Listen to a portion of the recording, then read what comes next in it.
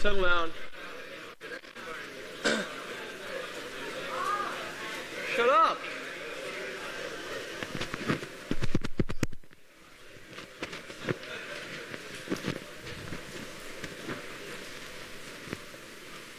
Okay, so, okay, maybe that's a bit loud.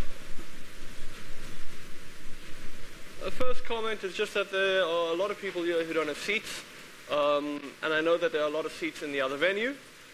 In deference to the fact that it was raining this morning, I'm not going to force anyone to leave right now, but I would encourage you from tomorrow, please, some of you will you go to Menzies? I think it's Menzies 10. The other lecturer is also Thomas, also very good, also good looking, right? So you're not losing anything. You're not losing anything by going to the other venue. Okay. So we started talking yesterday. We started talking yesterday about vector spaces, and this was the last example that we looked at of a vector space, and it's a very odd vector space. It's different from all the other vector spaces we're going to deal with in the rest of the course. So maybe it is actually worth thinking about it a little bit longer, convincing ourselves that it is actually a vector space, and even though we're not going to work with it, it's nice to just have in the back of our mind the knowledge that these ideas about vector spaces, which we're mostly going to apply to Rn and to spaces of functions, can be sort of abstracted and generalized even further and applied to, in this case, binary codes. Okay, so we've got to convince ourselves that this really is a vector space, which means that we have to convince ourselves of two things. If we take any vector in that vector space, and we multiply it by an appropriate scalar, we're supposed to get a result which is still in the vector space. And if we take any two vectors in that vector space and we add them together, we are supposed to get a third vector, which is again in the vector space. Okay, so we want closure under scalar multiplication and closure under vector addition. And when we say closure under scalar multiplication and closure under vector addition, it means we've got to define some way of adding vectors, and we've got to define some way of taking a vector and multiplying it by a scalar. Okay, so is this really a vector space? We're going to show it is, but let's start by thinking about what we're going to mean, or what we mean by scalar multiplication. Right, so let's say we will check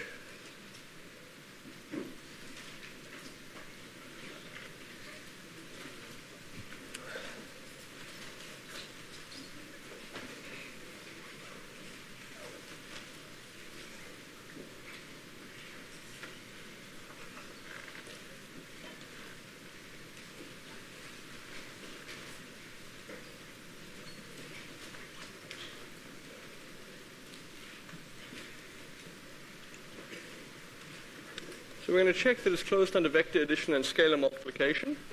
And let's do scalar multiplication first. I think it'll be a little bit quicker.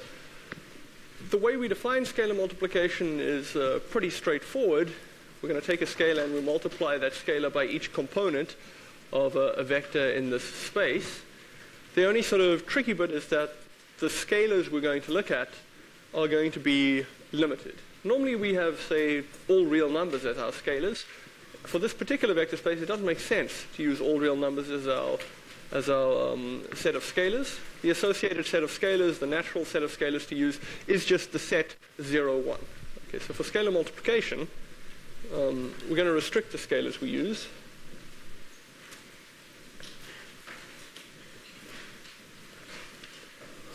And this restriction of scalars is really sort of very natural. We do it with other vector spaces, right? With R3, we take a vector in R3 and we multiply it by a real number. The real numbers are the natural scalars to use. We don't take a vector in R3 and multiply it by a complex number. It seems odd to use complex numbers if your vector space is a vector space of real valued vectors. So in the same way over here, if our vector space is vectors where the elements of the vectors, the entries in those vectors, are either 0 or 1, why not use scalars which are 0 or 1? So we restrict the scalars.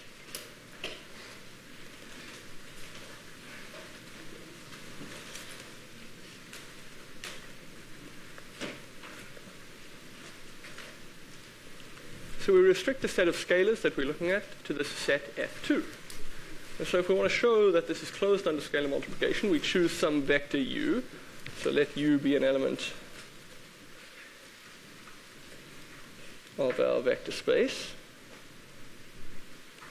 And now we have to think about what happens if we calculate alpha u. So let u be an element of our vector space and alpha be an element of our scalars.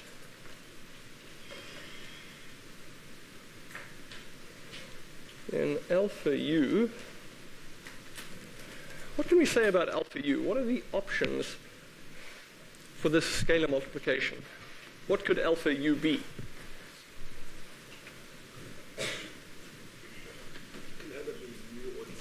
Yeah, it's either going to be u or it's going to be the zero vector. We haven't defined the zero vector, but maybe it's a good time to do it now. The zero vector in this particular vector space will just be a vector where all the entries are 0. Right? So this over here is either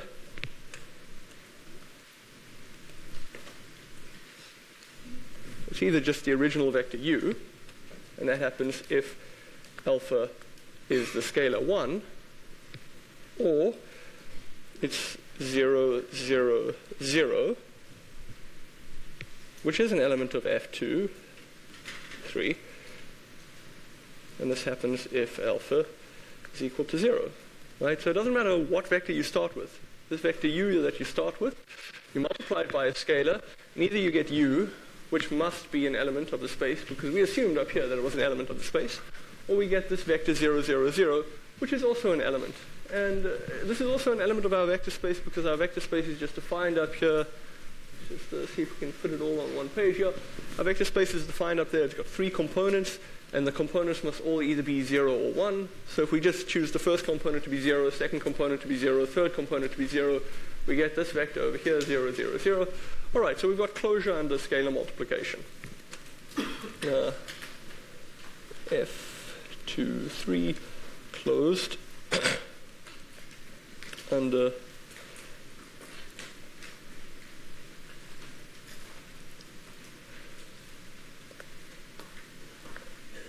closed under scalar multiplication. All right. The next thing that we have to check is whether or not the vector space is closed under vector addition.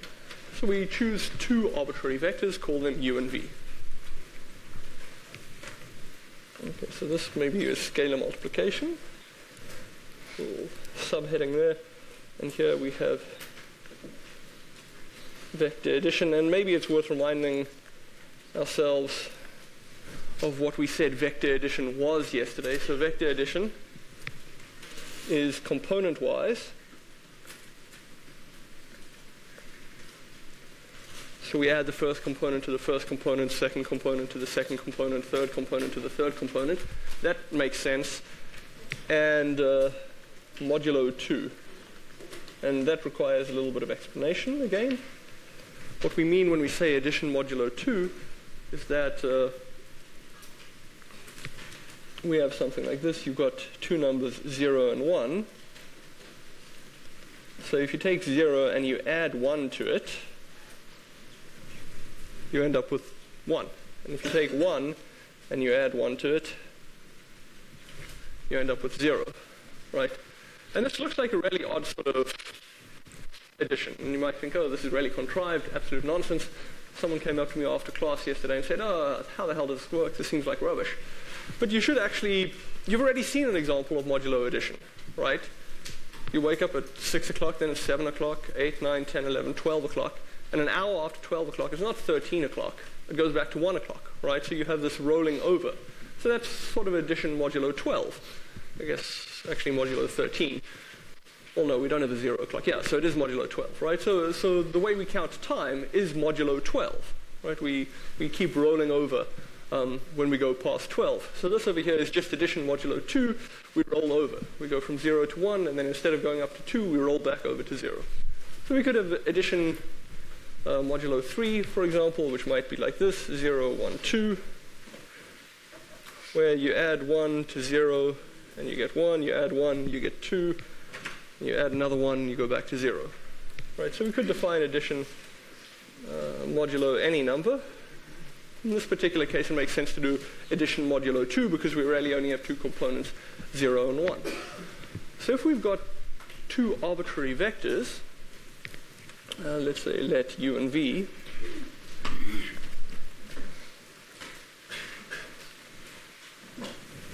we've got these 2 arbitrary vectors in this vector space. We want to know what's going to happen when we add them up. maybe it's worth writing them out like this, i.e. U is equal to, let's call this U1, U2, U3. V is equal to V1, V2, V3. We want to convince ourselves that U plus V, this new vector U plus V, is also an element of our vector space. It's also a binary code of length 3. So let's see, U and V, then U plus V, this new vector that we create. We said that we're going to do addition component-wise and modulo 2. So this is going to be U1 plus V1, U2 plus V2, U3 plus V3, right? So we add components. So certainly it seems that if we add these two vectors U and V, the resulting vector U plus V is something which has got 3 components. And now we should just think a little bit and maybe convince ourselves that each of those components is either going to be 0 or 1, right? Because that's the condition that we have on an object to be part of our vector space. It's got to have 3 components, and each component must be either 0 or 1. So let's just think about what happens, what is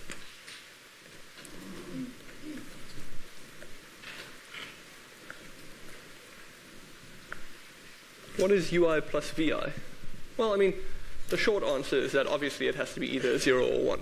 Because we start with 0 for U1, or possibly 1 for U1.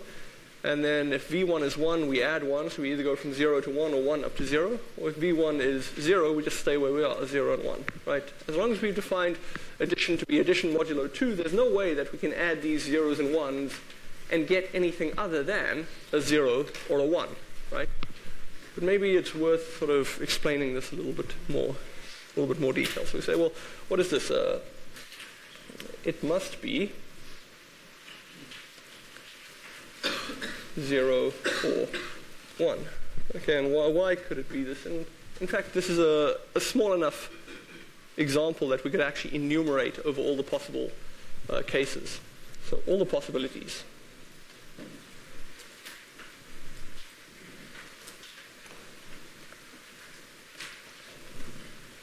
So either U1 is equal to 0 or U1 is equal to 1. And either V1 is equal to 0 or V1 is equal to 1. We do this.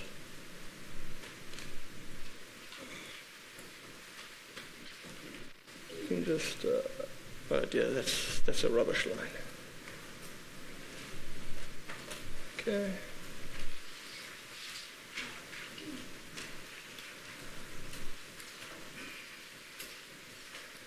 This may be overkill, but let's just think through this. So in that top left corner, if U1 and V1 are both equal to 0, what is the sum of U1 and V1? 0. Okay, so that's okay. So the entries inside here are going to be the sum. And then the top right, what should we put over there? 1, okay. And bottom left? 1. And bottom right? 0. Okay, right. So it doesn't matter what our values are. I guess this shouldn't be U1. It should be UI, VI. Okay? But it doesn't matter what they are. All possible combinations are going to give you either 0 or 1. And so this sum, U plus V, this new vector that we've produced, is just going to be an object which has got 3 components. Each of the components is either 0 or 1. Okay, so it must be in our vector space, which means our vector space is closed under vector addition. And we're done, right? So the sum or the object U plus V is an element of our vector space.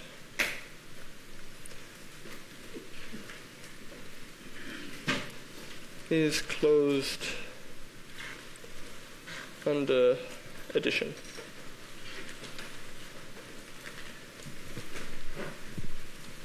All right.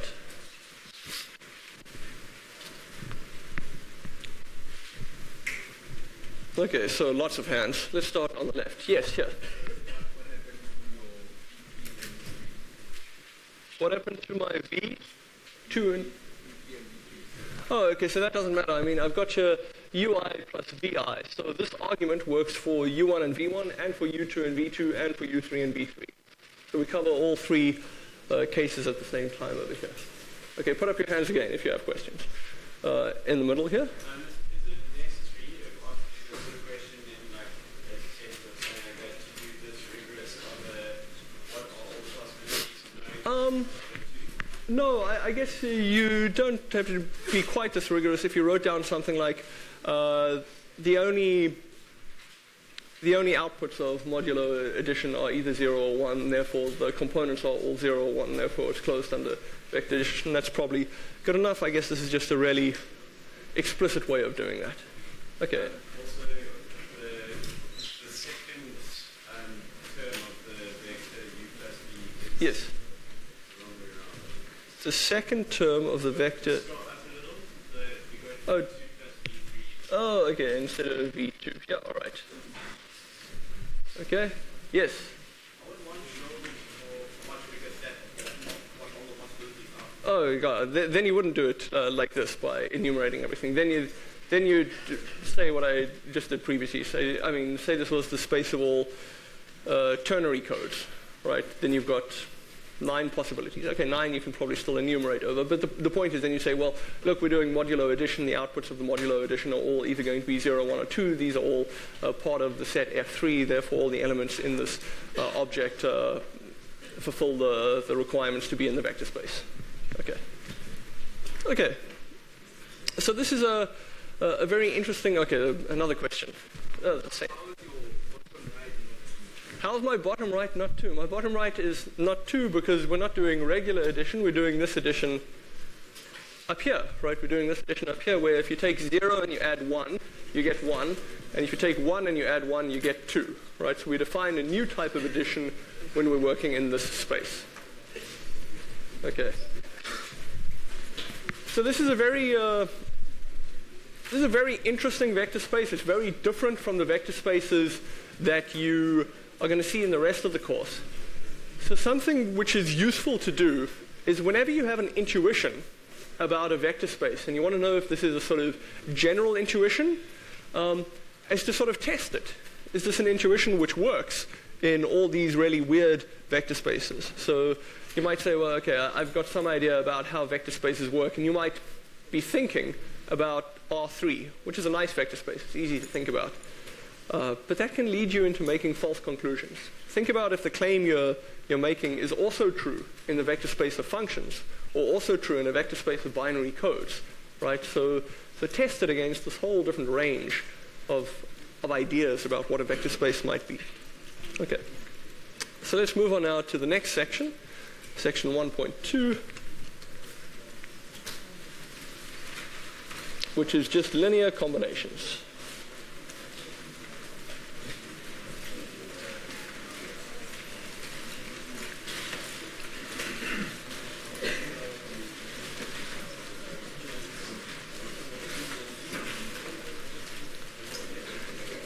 And we're going to start with a definition of what a linear combination is.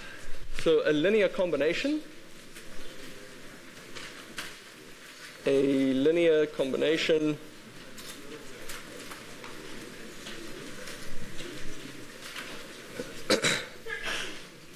of the vectors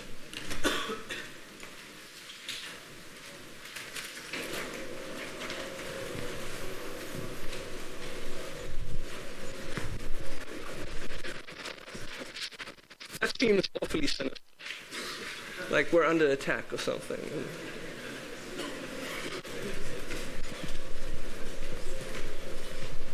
So a linear combination of some vectors, v1, v2, and let's say we have n of these vectors. So a linear combination of these vectors is the sum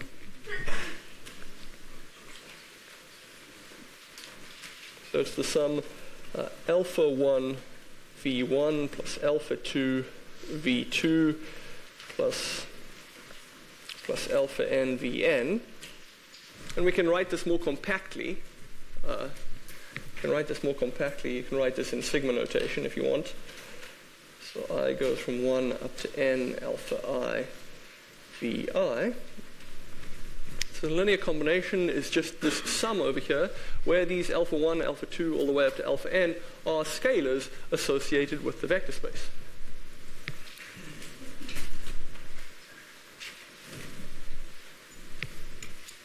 Where alpha I are scalars associated .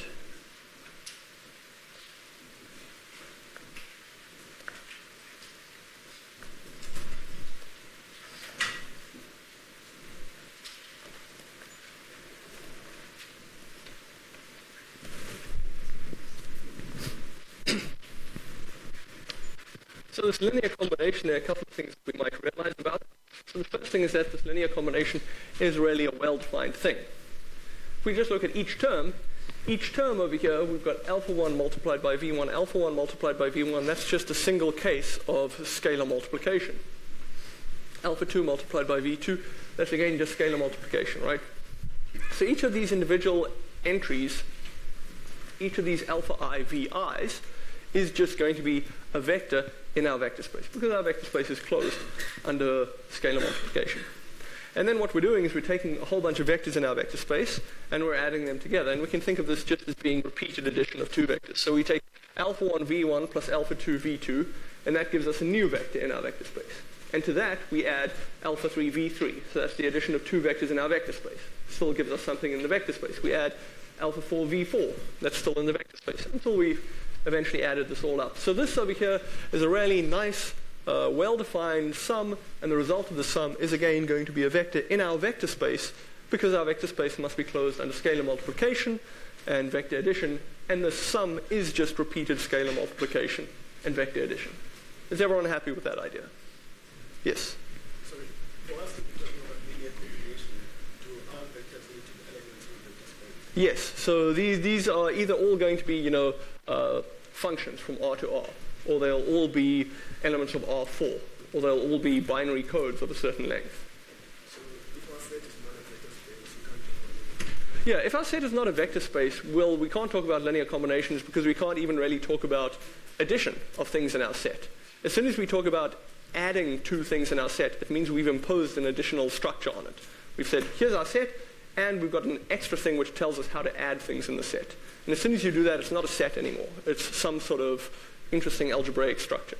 And if the things that you add to your set are a way of adding two things and a way of multiplying one of the things by a scalar, and also if the set is closed under these two things that you've introduced to it, then we call it a vector space. Okay. And I guess that's sort of implicit there, because I said it's not just a linear combination of stuff, it's a linear combination of these vectors. So the fact that we're calling them vectors means they belong to a vector space where we have this addition and we have this scalar multiplication. All right. So is everyone happy with this idea? So we're just going to do a couple of examples now. I'm going to write them up, and you're going to do the examples. You're going to try to work out what are all the possible linear combinations of the given vectors. Okay. So here we go.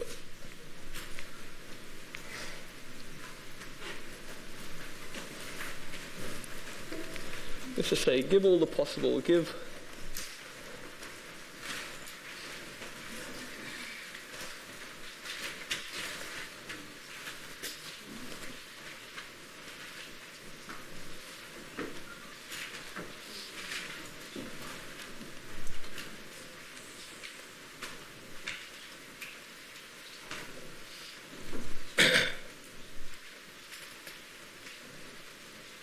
So we're going to give all the possible linear combinations of the following vectors.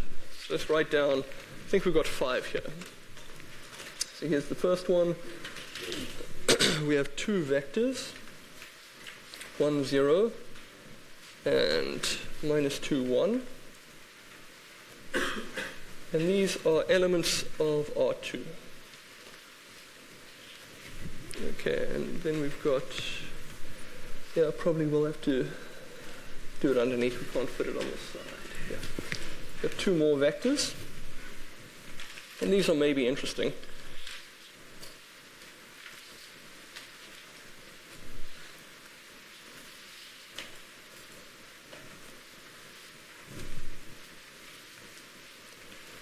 Matrices. The space of matrices is also a vector space, right? because we have a rule for taking two matrices of the same size and adding them to each other. What we do is just add them component-wise. And we also have a rule for how we might do scalar multiplication of matrices. If you take a matrix and you multiply it by a scalar, you just multiply every entry in that matrix by a scalar. So matrices, the set of all matrices, you can actually think of as being a vector space, because we can, or it is equipped with this very natural sort of structure, this very natural way of adding its elements. Okay, so we've got that example 1, 2, 3 over here is now.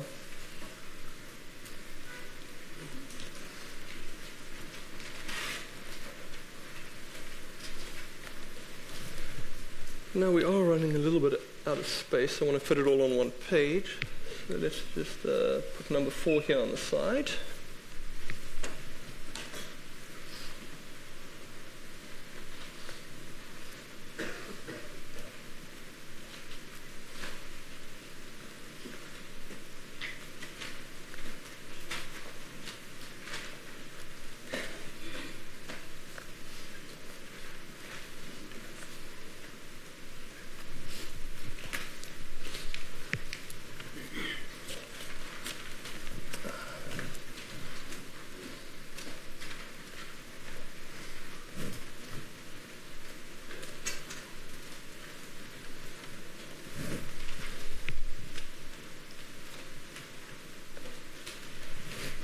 So there are different examples.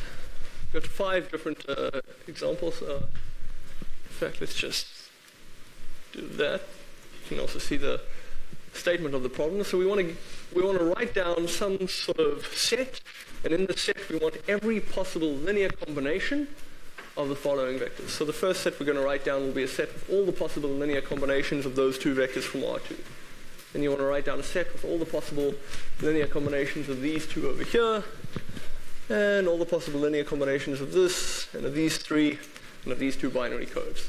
Okay. So it's 0828. Let's say you've got till 0835. Try to work through this.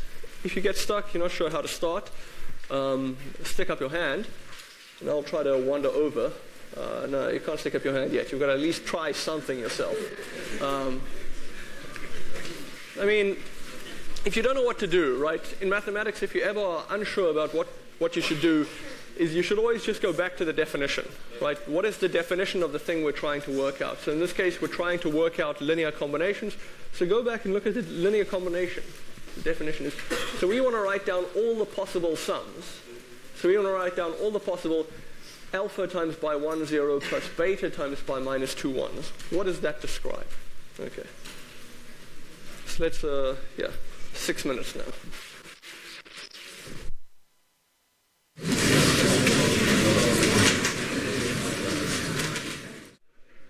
I'm going to start talking through these. So we've got this first one, which is these 2 vectors, 1, 0 and minus 2, 1, which are elements of R2. So let's actually just write down, we're going to put up some answers here. Maybe let's not say answers, let's say solutions.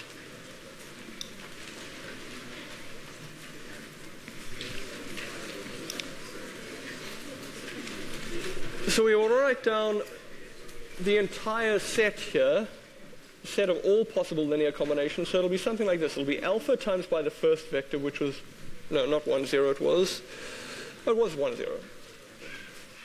And then beta times by the second vector, which was minus 2, 1. And alpha and beta are both scalars. They're scalars chosen arbitrarily from the appropriate field, in this case scalars which are just real numbers. So we write this down, and this is, this is technically correct, but we can maybe do a little bit better, right? So if we take alpha times by 1, 0 plus beta times by minus 2, 1, how much of R2 can we reach with that linear combination?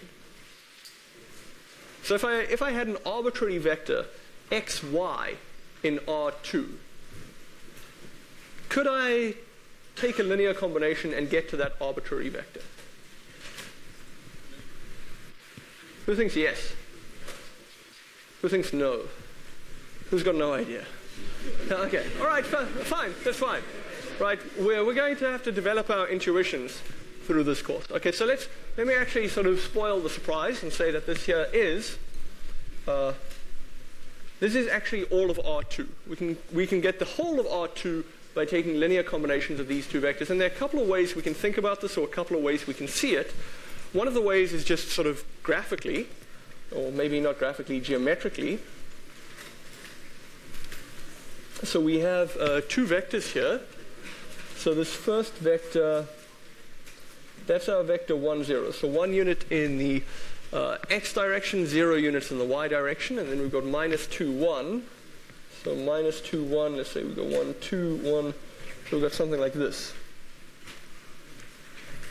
So that's our vector minus 2, 1. So if we wanted to get to some point over here, we arbitrarily choose some point somewhere over there. The way we might do this is we could imagine, well, we're going to take linear combinations. We're going to sort of take this vector and stretch it out until it's got the correct y value, the same y value as this arbitrarily chosen point. And we're going to take this other vector and stretch it out like this. Okay, and then we can get to that point over there, right? So geometrically, we could sort of convince ourselves that we can reach any point. And having done this geometrically, we can maybe also try to write it down algebraically. We can say, well, choose an arbitrary vector x, y. Well, what is the basic idea? Well, we would just take this vector minus 2, 1, and we'd scale it by y.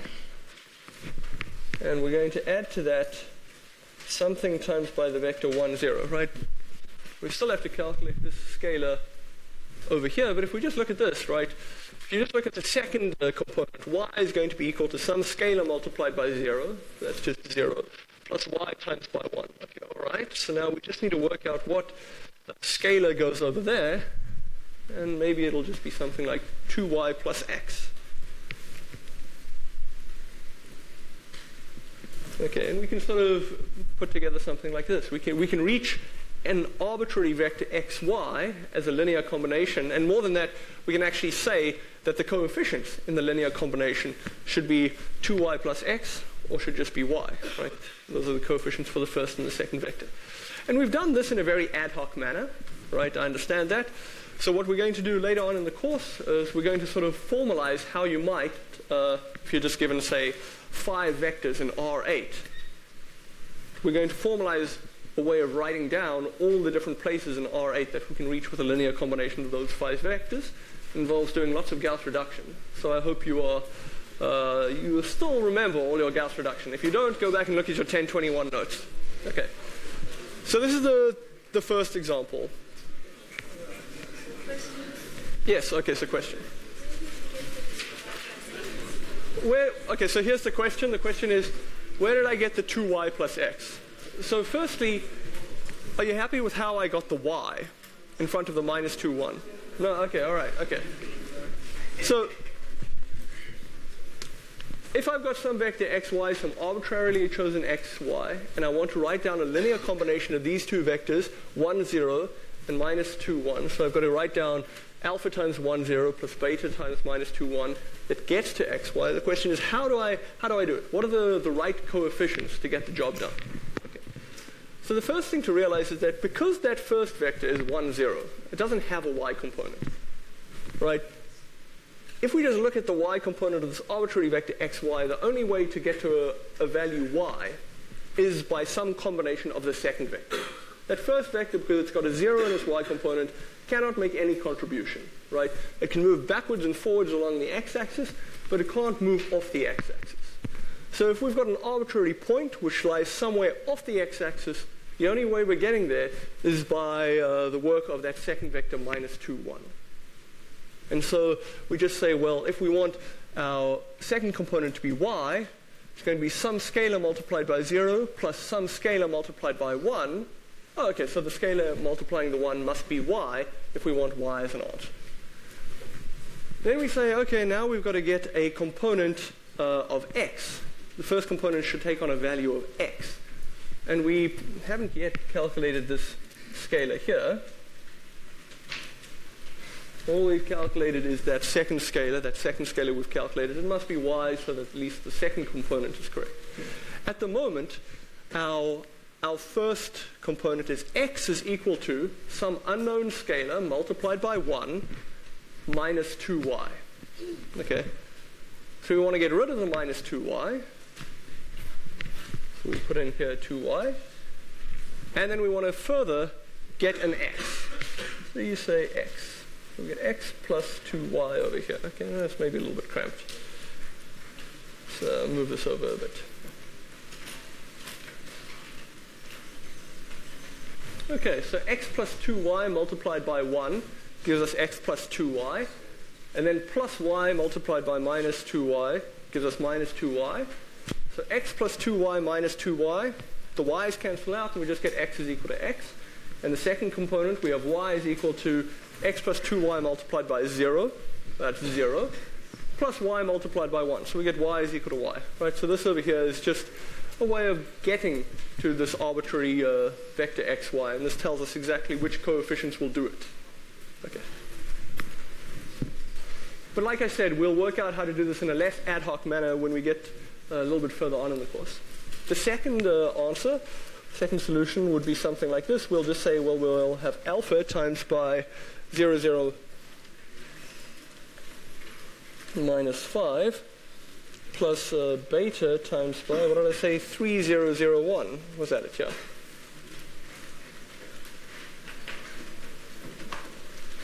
And again, alpha and beta are just scalars.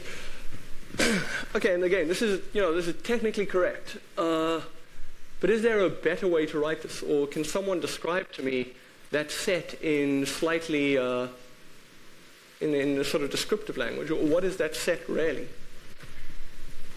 What are the vectors, or what are the matrices rather, because our vectors in this case are matrices. What are the matrices that we can get in that linear combination?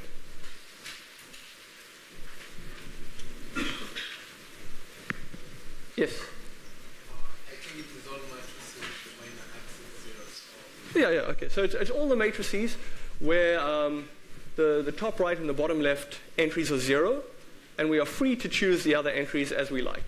Okay.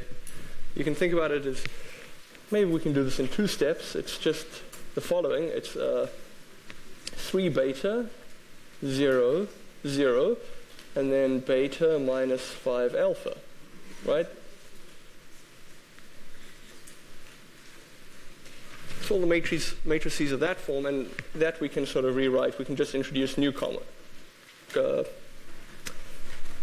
constants, or new variables rather. Let's say 3 beta is equal to gamma, and let's call beta minus 5 alpha equal to delta, and gamma and delta are just scalars. All right. So the linear combination here is just going to be all these sort of diagonal matrices. So the entries on the diagonal could be any real number. The entries off the diagonal must be equal to 0. Yes? Why is it necessary to turn it into a single variable? So this is right, and this is also right. But looking at this, it's far more obvious what we're actually talking about, right? So this sort of simplification, like almost all simplification in mathematics, is done for clarity, right? It's very easy to look at this and say, oh, actually we're just talking about matrices where the entries on the diagonal and all the other entries are 0. It's maybe not quite as obvious if you look at that first line, that that's what's going on. So we simplify so that we can understand what we've written down at a glance. Okay. So I'm going to try to do one more example. The rest you're going to have to take a look at yourself. I guess try to do them for homework, and maybe if there's time tomorrow, 5 minutes before the lecture, I'll go through them. The third example here, we just have a set. What did I say this vector was? Dear, I've gone too far. 1, 5 minus 2.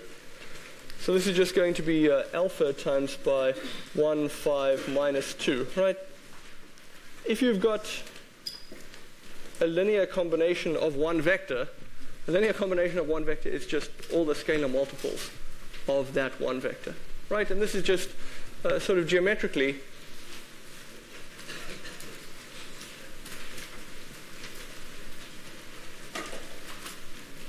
This is just describing a line through the origin in R3. So if you take one vector in R3 and you say, what are all the linear combinations of this vector with itself? That's all the scalar multiples of that vector. And geometrically, that's sort of just giving you a line through the origin in R3. All right. So again, I'll hang around at the end of the class. If you've got any questions, you can come and speak to me. If you haven't already yet signed up for a tutorial, please do that. It's quite urgent. I want accurate registers.